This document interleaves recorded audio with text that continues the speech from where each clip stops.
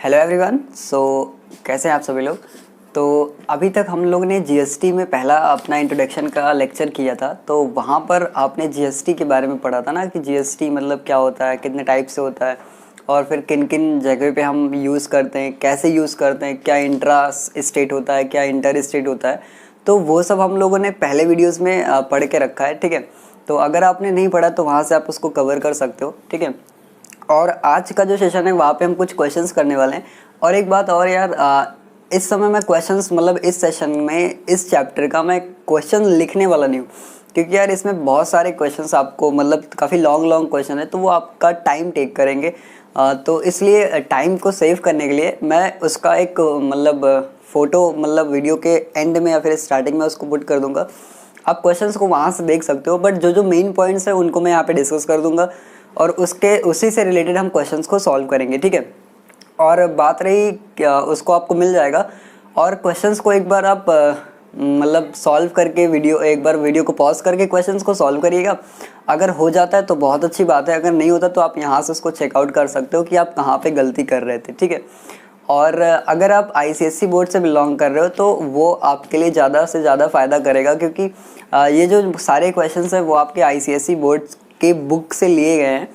तो सारे के सारे क्वेश्चन वहीं से हैं। तो अगर आपके पास बुक है तो आपको क्वेश्चंस भी नोट नहीं करना पड़ेगा। तो चलिए स्टार्ट करते हैं। तो यार पहला क्वेश्चन मैं आपको बताता हूँ कि एक आर्टिकल है जिसकी मार्केट प्राइस आपको 15,000 रुपीज़ दी गई है, ठीक है। तो आप उसको देख लीजिएगा बुक में। अगर आपके पास बुक नहीं भी है तो भी कोई प्रॉब्लम नहीं है उसमें, क्योंकि मैं इन सारे क्वेश्चंस को मैं आपको वीडियो के एंड में या फिर वीडियो के स्टार्टिंग में इसको पुट कर दूंगा, ठीक है। आप वहाँ से इसको देख सकते हो, ठीक है। तो यार एक मतलब आर्टिकल है जिसका मार्केट प्राइस आपको 15,000 रुपीज़ दिया जा रहा है। तो अगर मैं इसकी मार्केट प्राइस लिखूँ तो आपको 15,000 रुपीज़ दी जा रही है, ठीक है।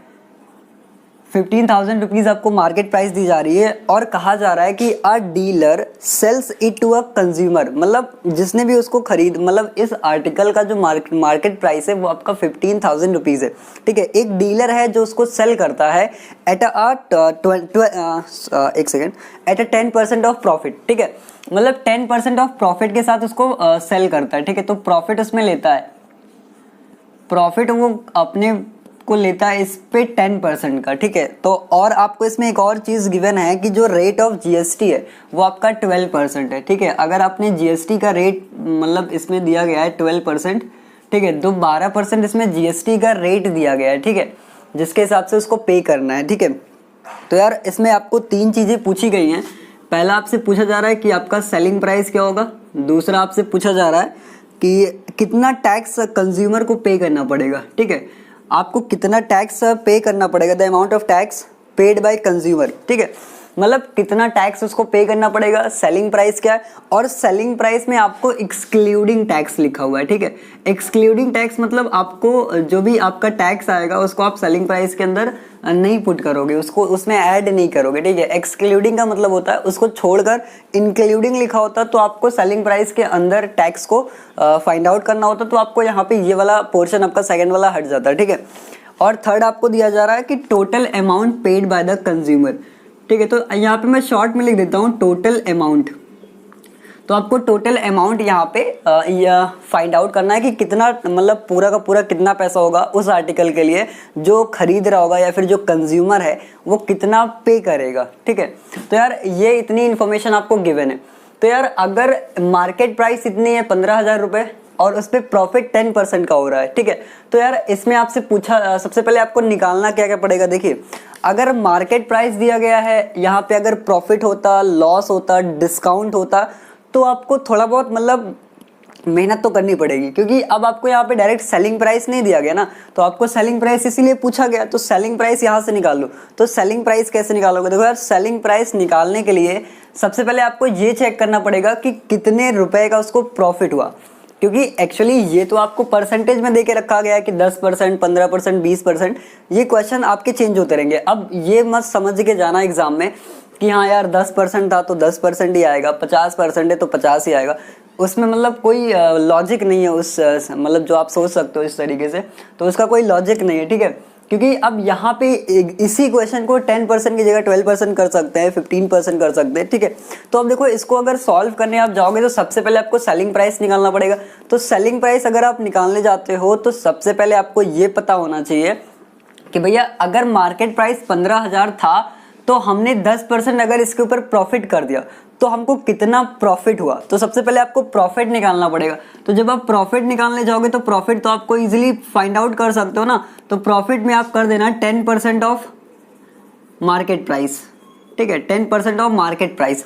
अब 10% ऑफ मार्केट प्राइस कर दोगे तो आपको पता चल जाएगा कितने रुपए का आपको प्रॉफिट हुआ, मल्टीप्लाई बाय मार्केट प्राइस आपका 15,000 गिवन है, ठीक है। जब आप इसको सॉल्व करोगे तो ये कैंसिल हो जाएगा और इसको जब आप मल्टीप्लाई करोगे तो इट बिकम्स 1,500 रुपीज़, यानी 1,500 रुपये आपको प्रॉफिट होते हैं।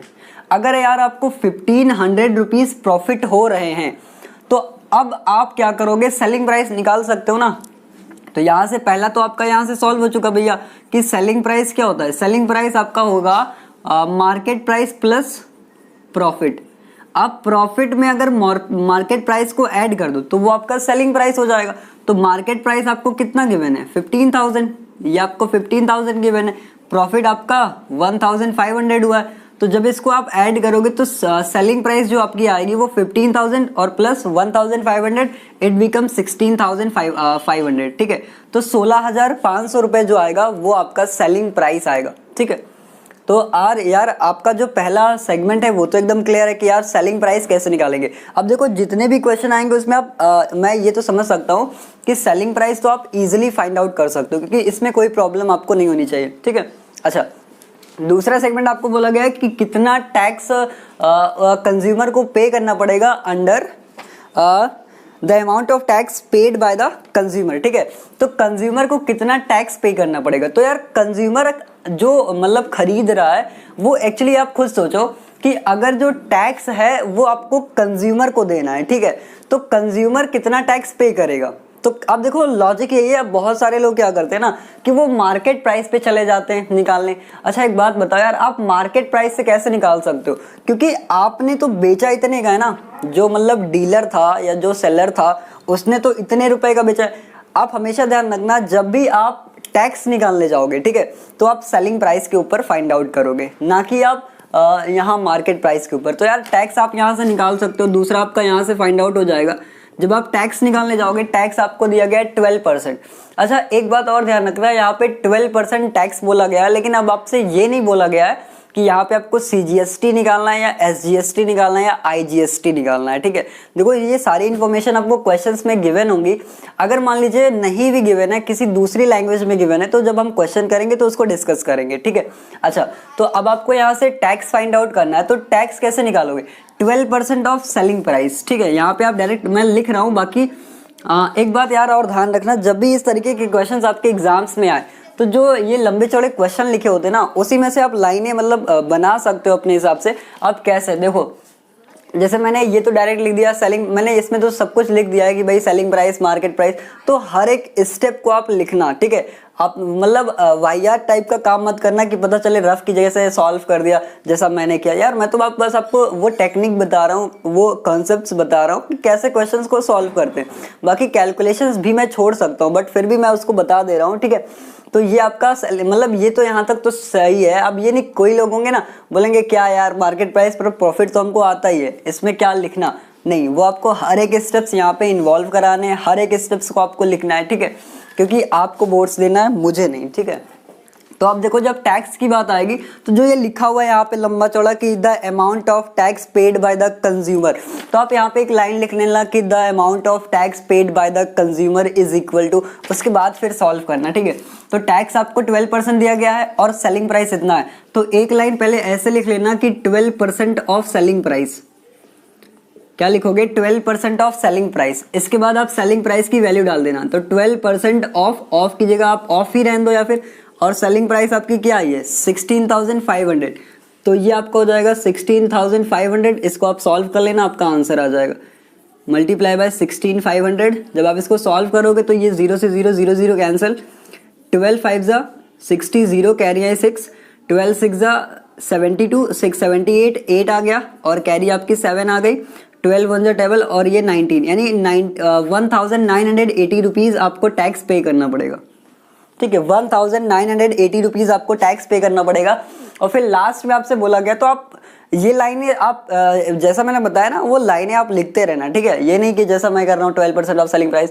देखो यार, मुझे ये सब लिखने की भी ज़रूरत नहीं, मैं चाहूँ तो एक लाइन में इसका आंसर बता सकता हूँ, बट क्योंकि आप बोर्ड्स की प्रिपरेशन कर रहे हो तो आपको बोर्ड्स की लेवल की तरह करना है। ठीक है, अब ऐसा नहीं, देखो इसमें कुछ करना थोड़ी ना था, 12% ऑफ मैं डायरेक्ट इसकी वैल्यू रख देता, इसी लाइन में आंसर आ जाता। ठीक है, बट वो आपको नहीं करना है। ठीक है, फिर पूछा गया है कि total amount paid by the consumer, तो कंज्यूमर को कितना अमाउंट पे करना पड़ेगा यार। तो जाहिर सी बात है, जितने का वो बेच रहा होगा उतना तो उसको देना ही पड़ेगा, और फिर जितना टैक्स होगा उसको भी उसको देना पड़ेगा। तो अगर मैं amount of the total amount paid by the consumer जब आप फाइंड आउट करोगे तो उसमें आप लिखोगे the total amount paid by the consumer. मैं लिख नहीं रहा हूँ, मैं आपको बता रहा हूँ, ये सारी चीज़ें आप लिख लेना। तो लिखना the total amount paid by the consumer is equal to selling price plus tax. ठीक है, टैक्स लिख लेना और यहाँ पे लिख लेना अंडर जीएसटी, क्योंकि आप जीएसटी पढ़ रहे हो तो अंडर जीएसटी लिख सकते हो। तो सेलिंग प्राइस आपका कितना है 16,500, और आपको दिया जा रहा है, आपका जो टैक्स है वो आपको दिया जा रहा है प्लस करके 1980 रुपीज़। जब आप इसको ऐड करोगे तो 16,000 और इसको जब आप ऐड करोगे तो ये 0 बिकम्स 0, 8 9 5 14 4 कैरी आई 1 6 1 7 1 8 और it becomes 1 2 it becomes it becomes 18,480 rupees. ठीक है, तो यही आपका आंसर आएगा फाइनल।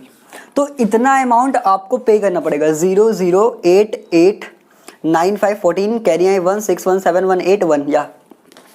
तो यार 18,480 रुपीज़ आपको पे करना पड़ेगा। ठीक है, उस आर्टिकल के लिए जब आप उसको खरीदोगे। ठीक है, तो यहाँ तक तो यार मुझे नहीं लगता किसी को कोई प्रॉब्लम आनी चाहिए। ठीक है, तो यार आई होप आपको ये क्वेश्चन समझ में आएगा। ठीक है, रफ कर दिया जाए यार। अगर आपको समझ में नहीं आया तो आप मैं एक बार फिर से बता देता हूँ। देखो यार, जो आपको दिया गया था मार्केट प्राइस 10% उस पर प्रॉफिट था, जीएसटी आपको 12% दिया गया था, सेलिंग प्राइस पूछा था, टैक्स पूछा था, टोटल अमाउंट आपको यहाँ से पूछा गया था। ठीक है, तो सबसे पहले आपको क्या करना था, जो भी प्रॉफिट है तो सबसे पहले आप ये निकालो ना कि कितना प्रॉफिट हो रहा है, मतलब कितने का प्रॉफिट हो रहा है। अभी यहाँ 10 की जगह 12% कर दो, नया क्वेश्चन बन गया, 10 की जगह 20 कर दो, नया क्वेश्चन बन गया। तो सब में फिर वैल्यूज आपकी अलग अलग आने लगेंगी। ठीक है, अच्छा, उसके बाद आपने जब प्रॉफिट निकाल लिया तो यार मार्केट प्राइस इतना था, मैंने प्रॉफिट इतने का लिया। ठीक है, तो अब सेलिंग प्राइस ये हो गया। ठीक है, तो अगर यार आप ऐसे नहीं समझ सकते तो मैं छोटा सा एग्जांपल देता हूँ। जैसे मान लो मैंने कोई पेन खरीदी 10 रुपए की और उस पर मैंने कोई प्रॉफिट लगा दिया, फिर उसको मैंने किसी और को बेचा, तो यार जो मैंने प्रॉफिट लिया वो भी तो उसमें ऐड होगा ना सेलिंग प्राइस में, जो मैं सेल करूँगा। तो उसी को मैंने मार्केट प्राइस में प्रॉफिट को मैंने ऐड कर दिया, तो ये आपका सेलिंग प्राइस बन गया। अच्छा, जब सेलिंग प्राइस बन गया तो हमने जो टैक्स निकाला वो सेलिंग प्राइस के ऊपर निकाला। इस चीज़ को हमेशा ध्यान रखना, जब आप टैक्स फाइंड आउट करोगे तो वो आप सेलिंग प्राइस के ऊपर करोगे, ना कि आप मार्केट प्राइस के ऊपर करोगे। तो यहाँ से आपका ये टैक्स निकल जाएगा। फिर जब आप टोटल अमाउंट की बात करोगे तो देखो टोटल अमाउंट जो पे करना है वो कंज्यूमर को करना है। तो यार कंज्यूमर के पास जो सेलिंग प्राइस होगी, मतलब जो वो बेच रहा है वो तो उसको देना ही पड़ेगा, और भैया जो टैक्स लग रहा है वो भी तो देना पड़ेगा। और इस टैक्स में आपका CGST as well as SGST दोनों इन्वॉल्व होता है। बट यहाँ पे आपको उसके बारे में नहीं सोचना है, क्योंकि क्वेश्चन में कहीं भी उसका डिस्कशन नहीं किया गया। ठीक है, तो आई होप आपने इसको नोट कर लिया होगा, रफ कर दिया जाए। चलो, तो अब आगे बढ़ते हैं नेक्स्ट क्वेश्चन। यार क्वेश्चंस मैं लिख नहीं रहा हूँ, मैं बार बार आपको बता रहा हूँ कि वो आपको बुक में भी मिल जाएगा। और अगर आप बुक नहीं है, मान लीजिए आप किसी अदर बोर्ड से बिलोंग करते हो तो कोई प्रॉब्लम नहीं है। उसमें मैंने आपको क्वेश्चंस वीडियो के स्टार्टिंग में और एंड में मैंने दोनों जगह दे दूंगा, और वहाँ से आप क्वेश्चंस को नोट कर लेना। ठीक है, तो यार दूसरा क्वेश्चन आपको बोला जा रहा है कि एक शॉपकीपर है जो एक गुड्स को बाय करता है, मतलब कोई प्रोडक्ट को बाय करता है, उसका जो कॉस्ट प्राइस है वो 4,000 रुपये। ठीक है, तो कॉस्ट प्राइस आपको यहाँ पे दिया गया है 4,000 रुपीज़। ठीक है, और आपसे बोला जा रहा है and sales these at a profit of 20%, और उसी को वो 20% के प्रॉफिट पे सेल करता है। ठीक है, तो यहाँ से प्रॉफिट लिख लेंगे भैया, प्रॉफिट आपको दिया जा रहा है 20% का। ठीक है, और आपसे बोला जा रहा है to a consumer in the same rate. ठीक है, same rate if GST is charge at 5%, और आपको बोला जा रहा है कि जो जीएसटी का रेट लग रहा है वो 5% है, जीएसटी आपको 5% दिया जा रहा है, ठीक है। और आपसे बोला जा रहा है फाइंड द सेलिंग प्राइस, फिर वही चीजें फाइंड आउट करनी है। पहला आपको सेलिंग प्राइस निकालना है एक्सक्लूडिंग टैक्स, मतलब टैक्स को छोड़कर, एक्सक्लूडिंग टैक्स। दूसरा आपको टैक्स निकालना है, और तीसरा आपको फाइंड आउट करना है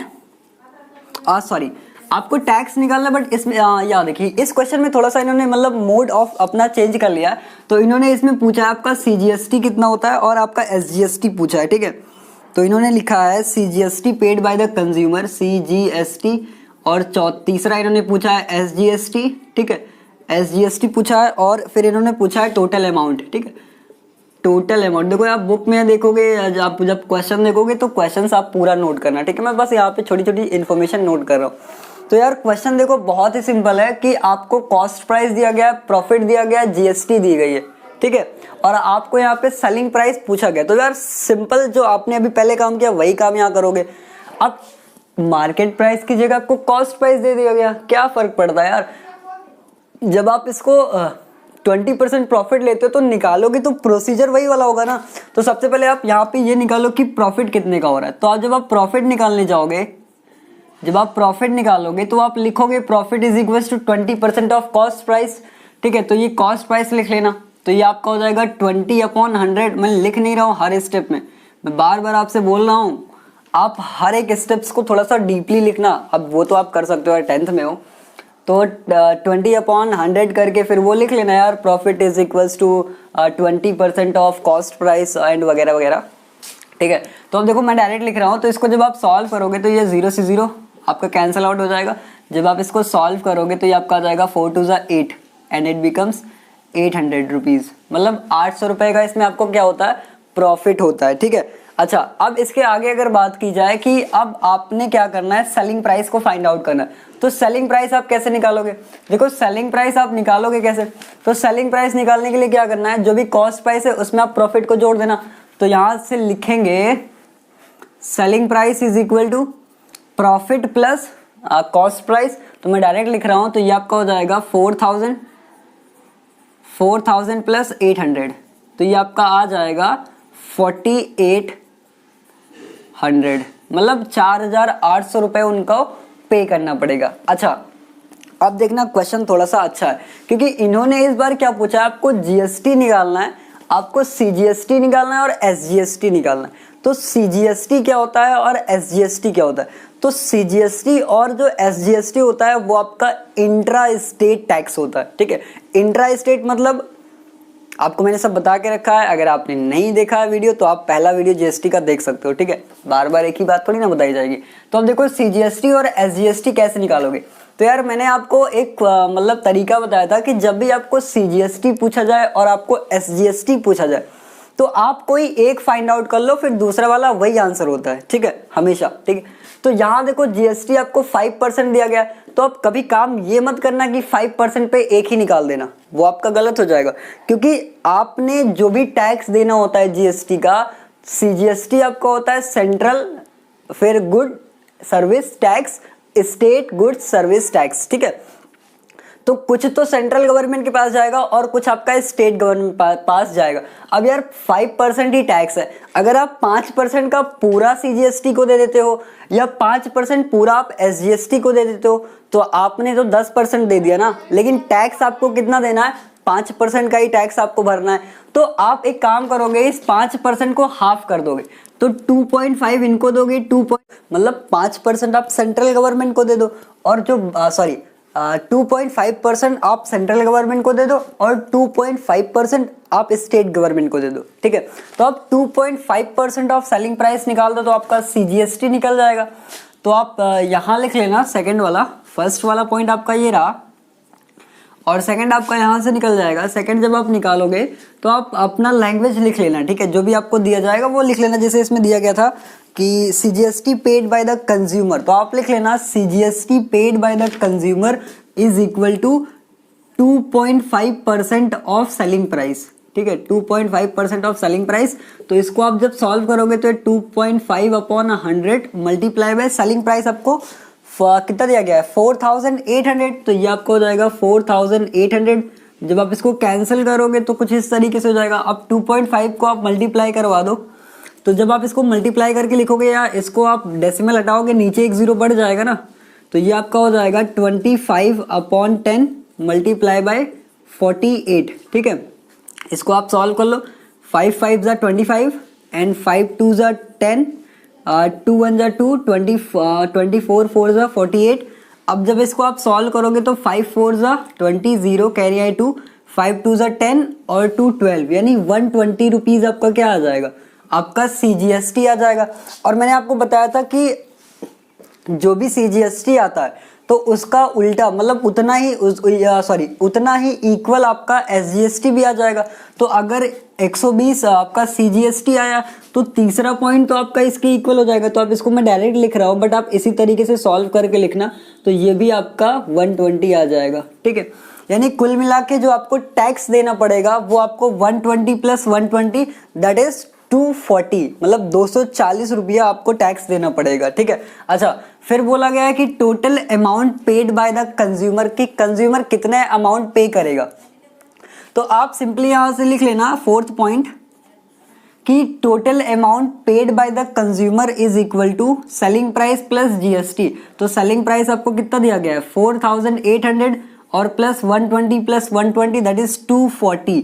तो जब आप इसको सॉल्व करोगे तो 0 बिकम्स 0, 4 0 2 4 8 2 10 0 4 1 5, यानी 5040 रुपीज आपको पे करना पड़ेगा। ठीक है, तो आपको 5040 रुपीज पे करना पड़ेगा। क्या आपको यहाँ तक प्रॉपर दिख रहा है? या तो आपको इतने रुपीज टोटल अमाउंट पे करना पड़ेगा। ठीक है, तो इसको आप नोट कर लीजिए। और यार देखो, ऐसे क्वेश्चंस में आपको कोई भी कैलकुलेशन प्रॉब्लम तो होनी ही नहीं चाहिए। अब आप इसको 2.5 को मतलब डेसिमल हटा के भी कर सकते हो। आप 2.5 को डायरेक्ट 48 से मल्टीप्लाई करोगे तो भी यही आएगा। ठीक है, अच्छा अगर मान लीजिए आपको ये CGST SGST ना दिया होता तो आप 5% ऑफ निकालते सेलिंग प्राइस का, तो 5% ऑफ जब सेलिंग प्राइस निकालते तो आपका 240 आ जाता, जो यहाँ पे मैंने डायरेक्ट लिख दिया है। ठीक है, तो आप यहाँ लिख लेना total amount paid by the consumer is equal to selling price plus CGST plus SGST, या प्लस का टैक्स लिख के अंडर GST लिख देना, तब भी आपका काम चल जाएगा। ठीक है, रफ कर दिया जाए। ठीक है, देखिए नेक्स्ट क्वेश्चन आपको थोड़ा सा अच्छा क्वेश्चन दिया गया है। तो अगर आपने सॉल्व नहीं किया है तो आप मतलब नोट नहीं किया है तो आप इसको वीडियो को मतलब पीछे जाके इसको आप कर सकते हो। ठीक है, तो यार नेक्स्ट क्वेश्चन पे आते हैं, क्वेश्चन नंबर 3। ये सारे क्वेश्चंस मैं आपको एक बार फिर बता दूं, आपको ICSE की क्लास 10th की बुक में मिल जाएंगे। तो यार नेक्स्ट क्वेश्चन आपको दिया जा रहा है the market price of an article. ठीक है, एक मतलब आर्टिकल है जिसकी मार्केट प्राइस आपको गिवन है 12,500 रुपीज, 12,500 रुपीज। और आपसे बोला गया है a dealer in Kolkata sells the article to a consumer in the same city. अच्छा, कह रहा है कि एक डीलर है कोलकाता में जो अपने आर्टिकल को बेचता है उसी सिटी के अंदर।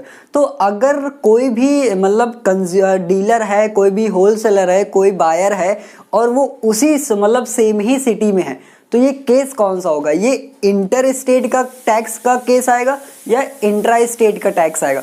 तो आई होप आपको इसमें तो डिफरेंस पता चल रहा होगा ना कि क्या इंटर होता है क्या इंट्रा होता है। तो ये जो केस है ये आपका इंट्रा का है। ठीक है, तो आगे और बताया जा रहा है एट अ प्रॉफिट ऑफ 8%, मतलब 8% प्रॉफिट पे उसको उसी सिटी में क्या करता है, सेल कर देता है।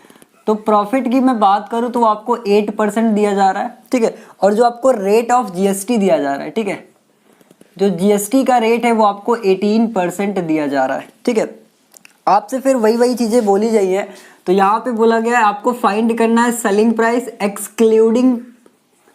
एक्सक्लूडिंग GST, मतलब आपको एक्सक्लूडिंग टैक्स, आप टैक्स छोड़ के बताओ यहाँ पे। दूसरा आपको बोला गया है, आपको इसमें सब कुछ पूछ लिया गया है, बोला है IGST क्या होगा, आपका CGST क्या होगा, आपका SGST क्या होगा। ठीक है, और तीसरा आपसे पूछा गया है कि भैया बताओ the amount page which consumer पे द आर्टिकल। अच्छा, टोटल अमाउंट। तो देखो मैं बहुत शॉर्ट में ये सारी चीजें लिख रहा हूँ, बट इन सबको आपको डिटेल में मिल जाएगा क्वेश्चन, या फिर वीडियो के एंड में या फिर वीडियो के स्टार्टिंग में, मैं दोनों जगह दे दूंगा। ठीक है, तो अब देखो इसमें आपको ये 3 चीजें फाइंड आउट करनी है। तो यार देखो मार्केट प्राइस दिया गया है, प्रॉफिट दिया गया है, तो पहला काम आप क्या करोगे, सेलिंग प्राइस निकालोगे। तो सेलिंग प्राइस तो आप इजीली निकाल सकते हो यार, मैंने कई क्वेश्चन में आपको बता भी दिया। तो देखो आप सबसे पहले तो आप ये फाइंड आउट करो कि प्रॉफिट कितना होगा, ठीक है। आप वहां पे फोकस करो कि वो सेलिंग प्राइस कैसे आएगा। अब भैया सेलिंग प्राइस एक डायरेक्ट फॉर्मूला, और देखो एक ये होता है कि आप रट के काम करो, एक ये होता है कि आप बस थोड़ा सा सोच लो, हाँ भाई पहले अगर प्रॉफिट निकाल लें, फिर प्रॉफिट में मार्केट प्राइस जो दिया गया उसको उसमें ऐड कर दिया जाए, तो अपना क्या आ जाएगा, सेलिंग प्राइस आ जाएगा, ठीक है। तो अब देखो इसमें होगा क्या कि आपको प्रॉफिट फाइंड आउट करना पड़ेगा। तो आप यहाँ पे प्रॉफिट सबसे पहले निकाल लो। तो प्रॉफिट निकालने के लिए क्या करोगे, जितना प्रॉफिट दिया गया है उसका आप ऑफ करके मार्केट प्राइस कर दो। तो profit is equals to profit percent of market price. तो ये आप मैं डायरेक्ट लिख रहा हूं, ये आपका हो जाएगा 8/100 मल्टीप्लाई बाई 12,500। समझ में आया कि नहीं, ठीक है। तो देखो ये आपका 0 से 0 कैंसिल होगा, इसको जब आप इधर लिखोगे तो 8 5 40, 0 कैरी आई 4, 8 2 16, 4 20, 0 कैरी आई 2, 8 1 8 और ये आपका 10, दैट इज 1000, मतलब 1000 रुपया वो प्रॉफिट लेता है, ठीक है। अच्छा आगे बढ़ते हैं। तो ये तो आपका प्रॉफिट हो गया। तो अगर यार प्रॉफिट 1000 आया है तो आपका सेलिंग प्राइस कितना हो जाएगा, तो सेलिंग प्राइस यहां से निकाल लो। तो सेलिंग प्राइस कैसे निकालोगे, मार्केट प्राइस में जितना प्रॉफिट हुआ उसको ऐड कर दें तो सेलिंग प्राइस आ जाएगा। तो इसको ऐड कर दो, 12,500 प्लस 1000, तो इट बिकम्स 13,500, 13,500 रुपए का वो बेचता है, ठीक है। अच्छा तो और इसमें आप क्या पूछा गया है कि आपसे पूछा गया है the amount paid by the customer. तो सेलिंग प्राइस एक्सक्लूडिंग टैक्स हो गया। आपसे पूछा गया फिर IGST, CGST, SGST, तो ये क्या होता है। तो यार आपने मतलब ये तो पढ़ के रखा है होगा पहले वाले लेक्चर में, मैंने आपको बताया था कि जब हम दो केसेस की बात करते हैं, पहला आपका जो आता है वो आपका इंट्रा स्टेट टैक्स आता है, दूसरा आपका इंटर स्टेट टैक्स आता है। तो इंट्रा स्टेट टैक्स जो होता है उसमें क्या होता है कि एक मतलब आपने कोई एक शॉपकीपर है, वो एक आइटम मतलब या कोई गुड्स को वो अगर बाय करता है, ठीक है, मतलब कहीं से खरीदता है, फिर उसको वो रीसेल करता है और एक ही सिटी में करता है या एक ही स्टेट में करता है, तो वो केस होता है आपका इंट्रा में। और यहाँ पर फिर दो ही पाए जाते हैं, वो आपके CGST और SGST होगा, वहां पे आपका IGST नहीं होगा। तो यार अब ये केस कौन सा है, अगर आप क्वेश्चन को थोड़ा ध्यान से पढ़े तो उसमें उसने ये बातें क्लियर की हुई। देखिए इसमें कहीं नहीं लिखा हुआ है कि भाई ये इंट्रा स्टेट है या इंटर स्टेट है, लेकिन आपसे देखो पूछा 3 हो गया है। तो अब आप क्या करोगे, देखो कभी कभी ऐसे क्वेश्चंस में लोग फंस जाते हैं, बट वो काम आपको नहीं करना है। तो अगर आप क्वेश्चन पढ़ो तो उसमें साफ साफ लिखा हुआ है, क्लीन एकदम, कि a dealer in Kolkata sells the article to a consumer in the same city. तो सेम सिटी आ गया ना, एक ही में खरीदा एक ही में बेचा, मतलब जो केस हुआ वो इंट्रा का हुआ। तो आपको ये खुद से आइडेंटिफाई करना पड़ेगा। मैंने पहले लेक्चर में भी कहा था कि कभी कभी तो आपको गिवन होगा कि भैया इंटर है इंट्रा है, लेकिन कभी कभी आपको खुद से आइडेंटिफाई करना पड़ेगा कि ये जो केस है वो आपका इंट्रा का है या इंटर का है, ठीक है। तो आई होप आपको ये क्लियर हो गया होगा। तो देखो इंट्रा में तो आपका IGST नहीं आता ना, तो IGST will not be applicable, तो IGST आपका 0 हो जाएगा, ठीक है। तो सेकंड वाले केस पे अगर मैं बात करूं तो यहां से जो IGST आएगा वो आप लिख सकते हो विल नॉट बी एप्लीकेबल, या आप इसको 0 डाल दो सीधा सीधा, जो जैसा भी मतलब अगर आपको सेंटेंस बना के लिखना है तो वो लिख दो कि भैया ऐसा कुछ पॉसिबल नहीं होता है इस केस में। अगर आप CGST की बात करो, इसी में CGST निकाल लेते हो, तो देखो जब CGST निकालने जाओगे तो जो टैक्स लग रहा है वो आपके पास 18% का है। तो जब आपको दोनों निकालना पड़ेगा तो एक काम आप ये कर सकते हो कि 18% का इतना निकाल लो, एक काम ये हो सकता है। या दूसरा काम आप ऐसे कर सकते हो कि अगर इनको अलग अलग करना है तो 18% का जब इसके साथ निकालोगे तो जो अमाउंट आएगा उसको आपको हाफ कर देना होगा, फिर इक्वली दोनों में दे दोगे। या फिर आप टैक्स को ही हाफ कर दो, 9% निकाल लो यहाँ के लिए, 9% दे दो स्टेट गवर्नमेंट को, 9% आप सेंट्रल गवर्नमेंट को दे दो। तो जैसा भी आप कर सकते हो उस तरीके से आप कर जाओ, ठीक है। मतलब ये नहीं वहां बैठ के सोच रहे हैं अच्छा ऐसा कर दे तो क्या हो जाएगा, नहीं, आपको सोचना नहीं, आपको वर्क करना है। तो CGST में क्या करो, 9% ऑफ लिख दो आप, 9% ऑफ सेलिंग प्राइस, और यहाँ कर दो आप 9% ऑफ सेलिंग प्राइस। तो टैक्स आपने जो दिया वो तो 18% हो गया। अच्छा कभी कभी क्या होता है जल्दीबाजी में हम लोग गलती कर जाते हैं और ये होता है कि यहाँ पे हम 18% of selling price 18% of selling price लिख देते हैं, जो कि एकदम से गलत है। तो आपका यार तब फिर आप 18% सेंट्रल गवर्नमेंट को दे रहे हो, 18% आप स्टेट गवर्नमेंट को दे रहे हो, कुल मिला के आप 36% टैक्स दोगे, लेकिन आपको टैक्स सिर्फ 18% देना है।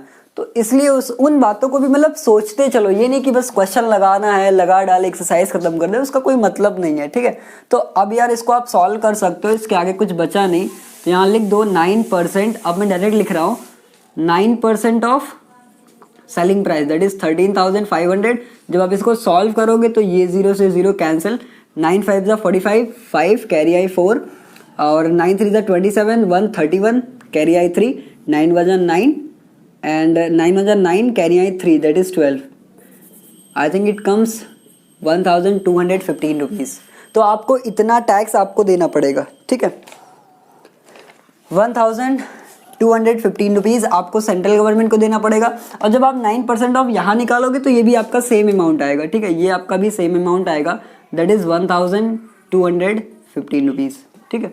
अच्छा, फिर आपसे पूछा जा रहा है कि कितना अमाउंट है, तो टोटल अमाउंट करने के लिए क्या करोगे।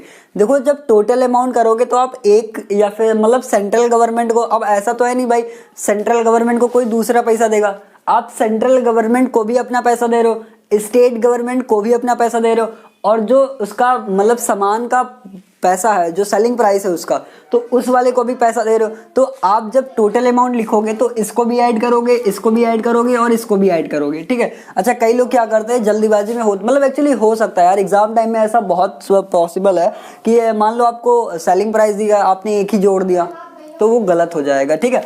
तो यहाँ से आपको क्या करना है कि आप जब टोटल अमाउंट लिखने जाओगे, दैट इज थर्ड पॉइंट, तो जब आप टोटल अमाउंट लिखने जाओगे तो आप लिख लेना total amount paid by the consumer, या फिर जो भी आपको वहाँ दिया जाएगा, नेम अगर दिया जाता है तो आप वहाँ पे नेम डाल सकते हो कि total amount paid by the this one that one, जो भी आपका नाम दिया जाए। तो ये आपका हो जाएगा, यहाँ पे आप लिख लेना selling price plus CGST plus SGST, ठीक है। तो ये सारे आपको टर्म्स को ऐड करना पड़ेगा, तो आपका आंसर फाइनल आ जाएगा। और जब आप इसको ऐड करोगे तो इट कम्स 13,500 प्लस 1,215 प्लस 1,215। जब आप इसको ऐड करोगे तो यार मैं आपको आंसर डायरेक्ट बता देता हूँ, इट कम्स 15,930 रुपीज़, 15,930 रुपीज़, ठीक है। तो इतना आपको चार्जेस देना पड़ेगा if you are buying article. अगर वो आर्टिकल आप खरीद रहे हो तो आपको 15,930 रुपये टोटल देना पड़ेगा, ठीक है। तो ये आपका एक क्वेश्चन था जिसमें मतलब IGST CGST को भी इन्वॉल्व कराया गया, ठीक है। तो आपको इसमें कोई प्रॉब्लम नहीं होनी चाहिए। इस तरीके के क्वेश्चंस जब भी आपको दिए जाए तो उनमें आप थोड़ा सा मतलब अपना माइंडसेट तैयार रखें। अच्छा, इसी क्वेश्चन को थोड़ा सा और इंटरफेरेंस इस क्वेश्चन में किया जा सकता है, थोड़ा सा इंटरचेंज किया जा सकता है, और क्वेश्चन में ये किया जा सकता है कि आपको जो सेम सिटी दिया गया ना उसकी जगह डिफरेंट सिटी दे देता। तो जब डिफरेंट सिटी देता तो उसमें CGST SGST आपका 0 होगा, IGST आपका हो जाता। तो इतना आप नोट कर लो, ठीक है। ठीक है, तो इसको रफ कर दिया जाए। चलो यार, अगर नोट नहीं किया तो इसको नोट कर लेना। इसका जो फाइनल आंसर आया था वो आपका 15,930 रुपीज़ आपका ये आंसर आया है, ठीक है। तो अब देखो यार, जितने क्वेश्चन दिए गए हैं सारे क्वेश्चन मैं आपको करवा दूंगा, ठीक है, उसमें मतलब परेशान मत होना। तो मतलब ज़्यादा क्वेश्चन भी नहीं गिवन है आपकी बुक में, और कुछ एक्स्ट्रा क्वेश्चन अगर मैं देखूंगा इधर उधर मिल जाएगा तो उस पर कुछ चैलेंजिंग क्वेश्चन कर लिया जाएगा, ठीक है। अच्छा, नेक्स्ट क्वेश्चन पे बात करते हैं। तो नेक्स्ट क्वेश्चन आपका जो दिया जा रहा है उसमें बोला जा रहा है a dealer buys an article for ₹6,000 from a wholesaler. मतलब कोई एक डीलर है जो किसी होलसेलर के पास जाता है और 6,000 रुपये का कोई आर्टिकल खरीदता है। तो यार कोई सामान खरीदता है, कोई गुड्स खरीदता है, उसमें आप परेशान मत होना कि आर्टिकल दिया गया है या कुछ और भी दिया जा सकता है। तो ये आपका कॉस्ट प्राइस आपको यहाँ दिया जा रहा है, तो कॉस्ट प्राइस आपको 6,000 रुपीज़ दी जा रही है, ठीक है। और आपसे बोला जा रहा है the dealer sells the article to a consumer. और वो जो डीलर है, मतलब कुल मिला के क्वेश्चन यही है कि एक डीलर जाता है होलसेलर के पास, 6,000 रुपये का कोई आर्टिकल खरीदता है, और फिर वही डीलर दूसरे उसको कस्टमर यानी कंज्यूमर को बेचता है 15% प्रॉफिट के साथ, ठीक है। तो उसने प्रॉफिट कितना लिया, 15%, और जो रेट ऑफ GST आपको चार्ज करना पड़ रहा है वो आपको दिया जा रहा है कि 18%। और क्वेश्चन में एक चीज़ और बोला गया है कि जो आपका ये सेल चल रही है लेने और होलसेलर से या फिर कंज्यूमर की, वो आपकी इंट्रा स्टेट सेल है। तो इंट्रा स्टेट सेल में क्या होता है कि जो आपका CGST होगा और आपका जो SGST होगा वो दोनों जगह पैसा जाएगा। आधा पैसा आप सेंट्रल गवर्नमेंट, मतलब जो टैक्स का 9% होगा वो CGST यानी स्टेट गवर्नमेंट जाएगा, 9% आपका सेंट्रल गवर्नमेंट के पास जाएगा, ठीक है। और आपसे इसमें बोला गया है fine input GST input SGST by the dealer. अच्छा, तो यार इसमें पहला आपसे पूछा गया है, मैं थोड़ा सा लिख देता हूँ यहाँ पे। आपसे बोला गया है इनपुट CGST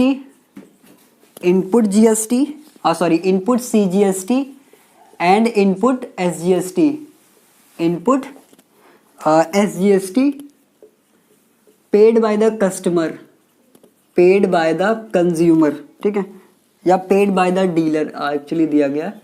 तो पेड बाय द डीलर मतलब आपको इनपुट GST फाइंड आउट करना है और इनपुट SGST फाइंड करना है कि डीलर कितना पे करेगा। और दूसरा आपको बोला गया है आउटपुट, ठीक है। तो यहाँ पे देखो ये आपको आउटपुट CGST दिया गया है, ठीक है, and output SGST collected by the dealer, ठीक है। तो यहाँ पे लिख लीजिएगा कलेक्टेड बाय द डीलर, ठीक है, ये आपका दूसरा है।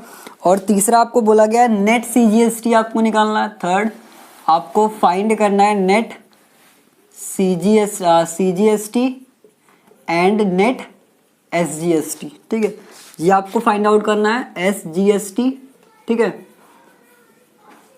और चौथा आपको फाइंड आउट करना है find total amount of paid by the consumer, total amount paid by the consumer. तो यार देखो अब ये केस आपका इनपुट GST और आउटपुट GST का आ गया।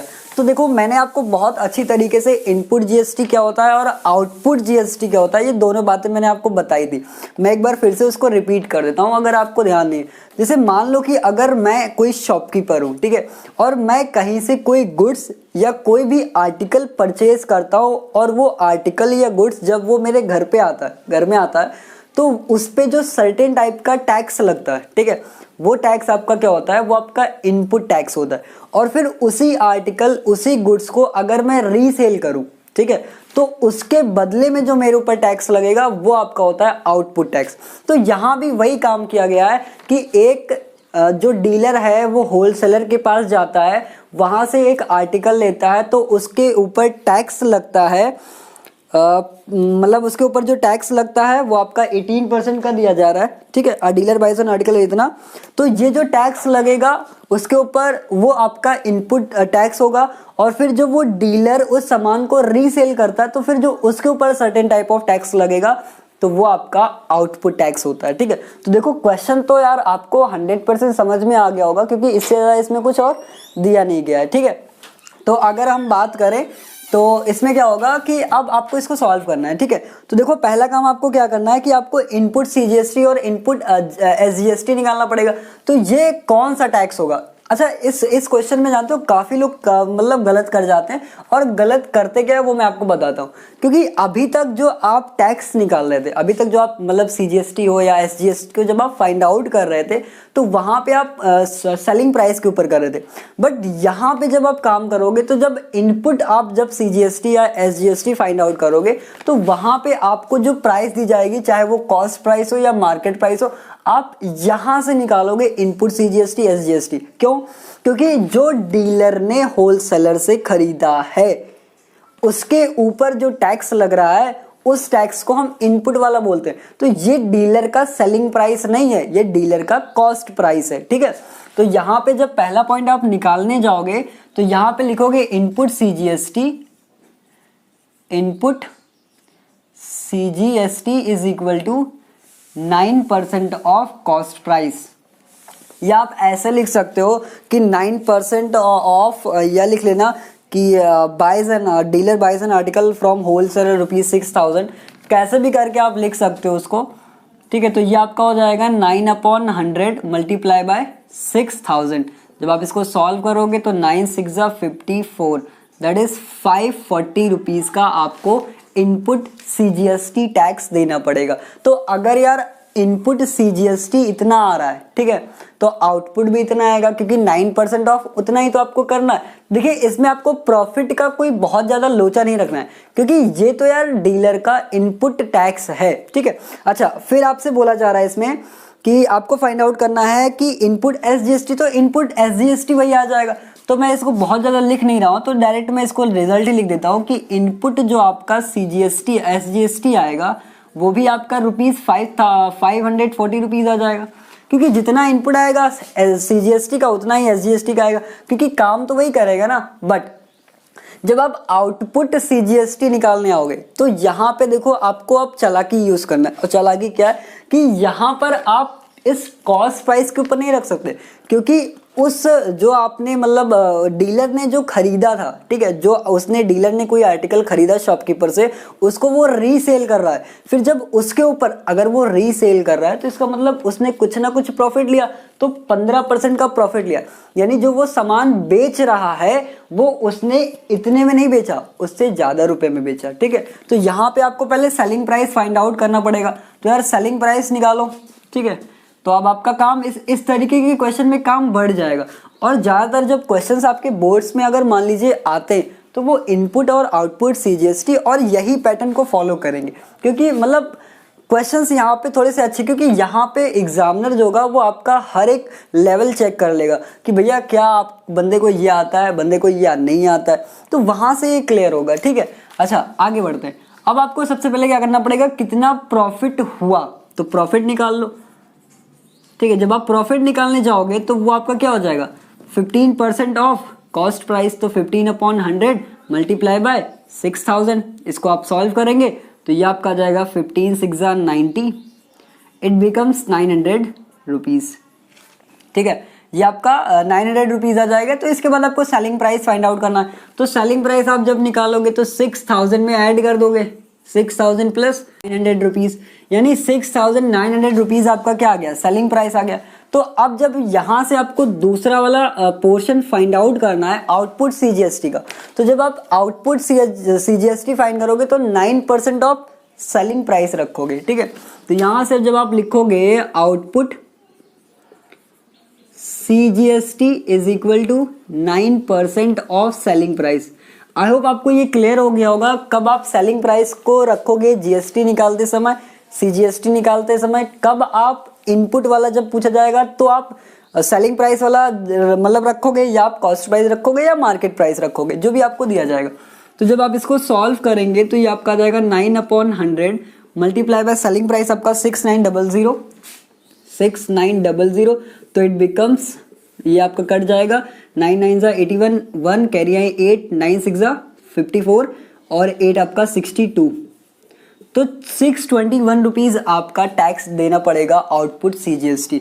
बट ये तो आपका सेंट्रल गवर्नमेंट के पास जाएगा और आपको स्टेट गवर्नमेंट को भी तो देना है ना। तो यहाँ से आप लिख दोगे कि आउटपुट SGST जो आएगा, आउटपुट SGST जो आएगा वो भी आपका रुपीज़ कितना आएगा, 6021 रुपीज़, ठीक है। अच्छा फिर आपसे यार पूछा जा रहा है कि जो नेट CGST होगा या नेट SGST होगा। अच्छा आप नेट कैसे निकालोगे, तो देखो नेट निकालने के लिए क्या करोगे, आप आउटपुट CGST में से इनपुट CGST माइनस कर देना और आउटपुट SGST में से इनपुट SGST माइनस कर देना, तो आपका नेट CGST आ जाएगा, ठीक है। तो मैं यहीं पे कर देता हूँ, ठीक है। तो ये आपका हो जाएगा, थर्ड पॉइंट आपका हो जाएगा, नेट आप जब निकालने जाओगे net CGST is equal to, यहाँ पे आप लिख लेना कि output CGST minus input CGST, but मैं फॉर्मूला नहीं लिख रहा हूँ बट डायरेक्ट लिख रहा हूँ, ठीक है।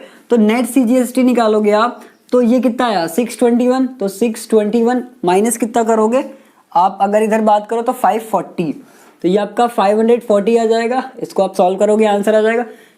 तीसरा नेक्स्ट आप निकालोगे नेट SGST, क्योंकि आपको SGST भी तो फाइंड आउट करना है, तो वो भी यही आएगा भैया, क्योंकि दोनों वैल्यूज तो सेम ही है ना। तो जब आप इसको माइनस करोगे 621 माइनस 540, 640 100 20 आपका ये आ जाएगा आई थिंक 81 रुपीज़, 81, ठीक है। आपको 81 रुपीज़ ही आ जाएगा, ठीक है। एक बार चेक कर लेना 81 आता है नहीं आता है, आई थिंक 81 ही आएगा। चलिए वो आपका काम है, कर लेना।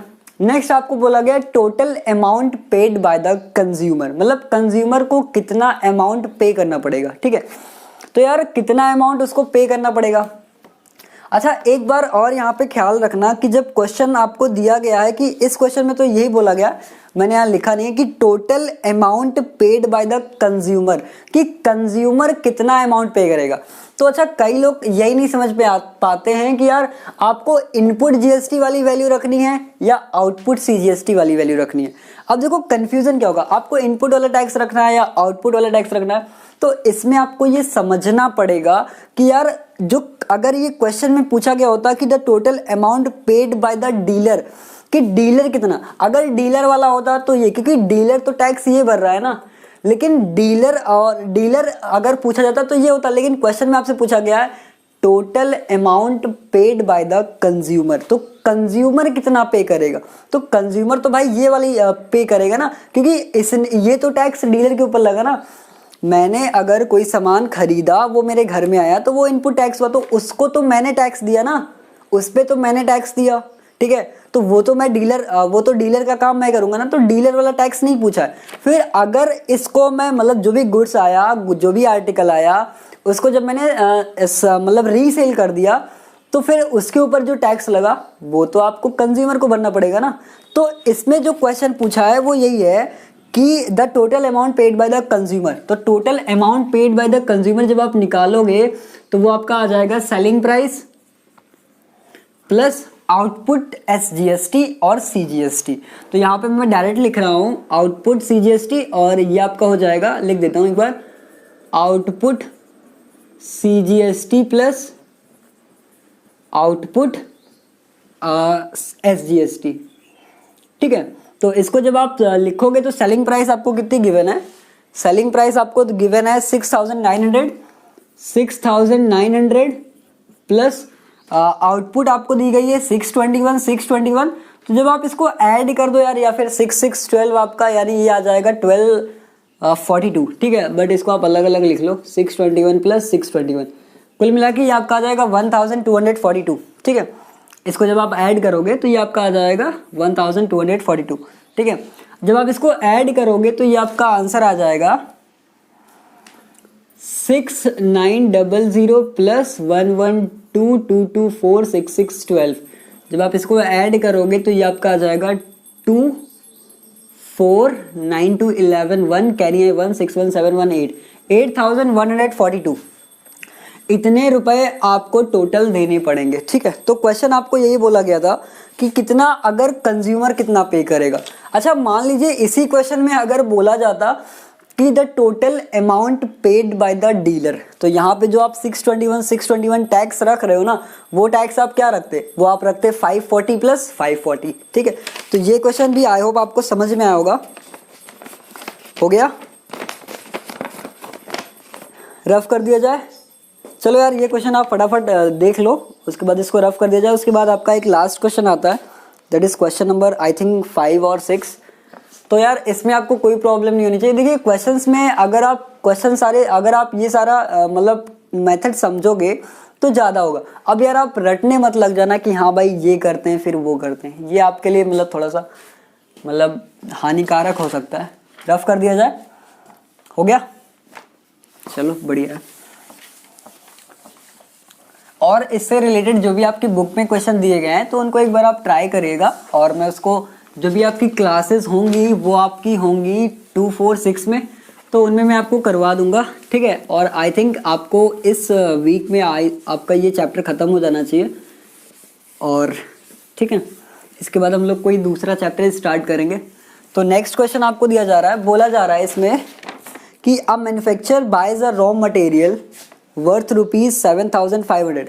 अच्छा, मतलब एक कोई मैन्युफैक्चर है जो अपने रॉ मटेरियल को मतलब खरीदता है 7,500 में। तो आप इसको एक तरीके से कॉस्ट प्राइस लिख सकते हो कि कॉस्ट प्राइस आपको दिया गया है ₹7,500, और इस पे जो जीएसटी लग रही है एट द रेट ऑफ 5%। ठीक है, जो जीएसटी लग रही है वो आपकी 5% लग रही है। ठीक है, और आपसे बोला जा रहा है कि he sells the finish product to a dealer at 40% profit. अच्छा, जो बचे हुए प्रोडक्ट्स हैं उनको वो डीलर्स को बेचता है 40% के प्रॉफिट पे। तो और लिख लेते हैं भैया, यहाँ पे बोला गया कि प्रॉफिट लिखो 40% प्रॉफिट लेता है, ठीक है। अच्छा, इसके बाद बोला गया if the purchase and the sale both are intra state. अच्छा देखिए, इस क्वेश्चन में आपको बता दिया गया कि ये जो सेल चल रही है वो आपकी इंट्रा स्टेट सेल है, ठीक है।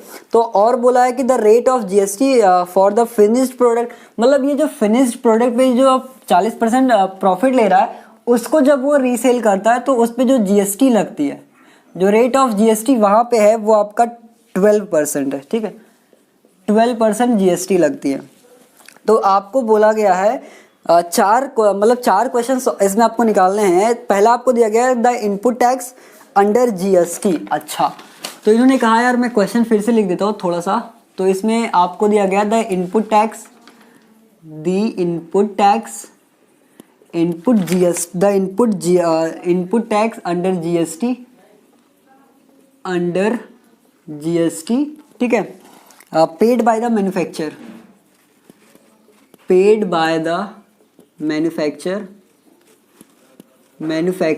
ठीक है। दूसरा आपको दिया जा रहा है द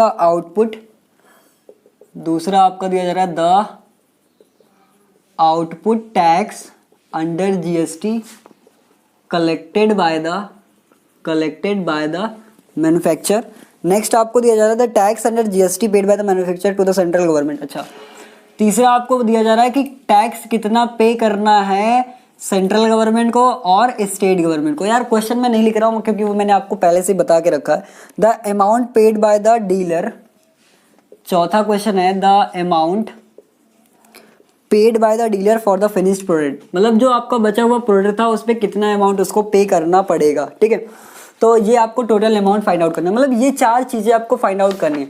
तो देखो, जो इनपुट टैक्स आपको निकालना है under GST paid by the manufacture, वो आप कैसे निकालोगे? तो देखो, उसको निकालने के लिए तो सीधा सीधा तरीका है कि आप इनपुट टैक्स यहाँ पे डाल दो, ठीक है। क्योंकि अब देखिए यहाँ पे क्या होता है, दो यहाँ पे आपको जीएसटी दे दी गई, तो कोई बात नहीं, इनपुट आउटपुट अगर आप आइडेंटिफाई करना जानते हो तो ये क्वेश्चन तो बहुत हलवा टाइप का।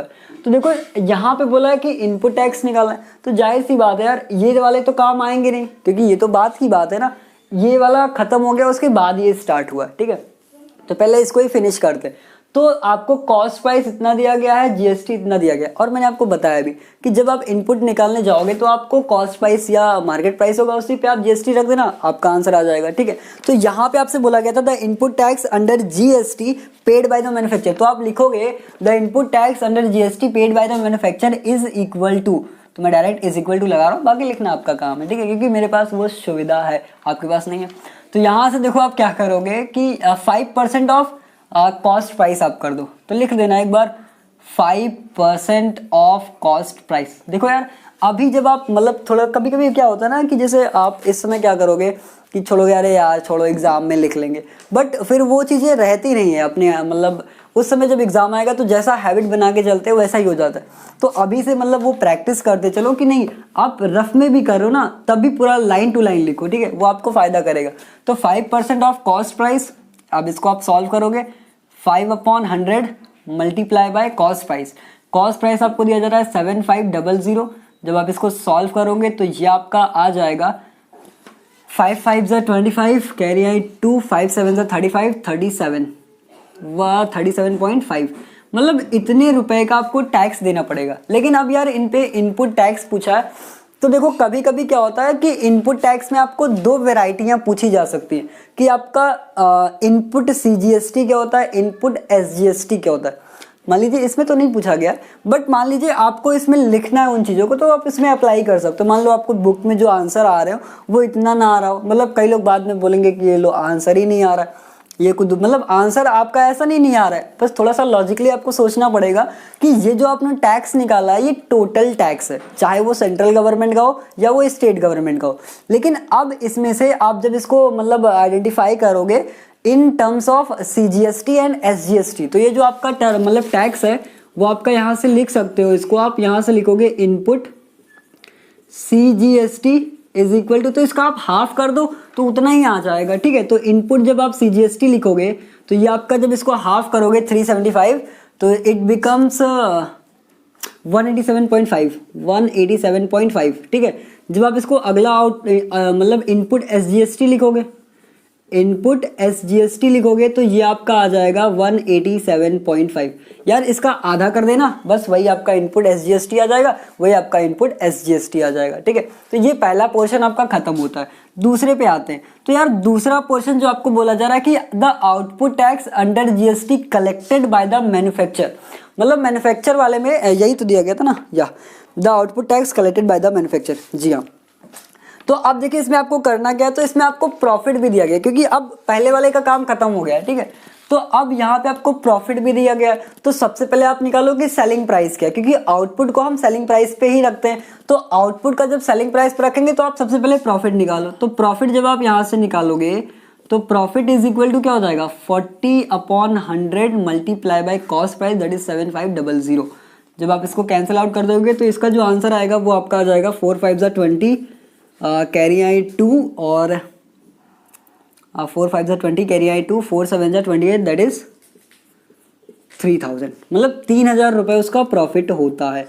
अगर 3000 रुपये उससे प्रॉफिट होते हैं तो सेलिंग प्राइस कितना हो जाएगा, सीधे सीधे आप लिख सकते हो selling price is equal to profit plus cost price, ठीक है। मैं उसको डायरेक्ट लिख रहा हूँ, profit plus cost price, that is 7500। और जब आप इसको सॉल्व करोगे तो ये आपका आ जाएगा 10,500 रुपीज़, ठीक है।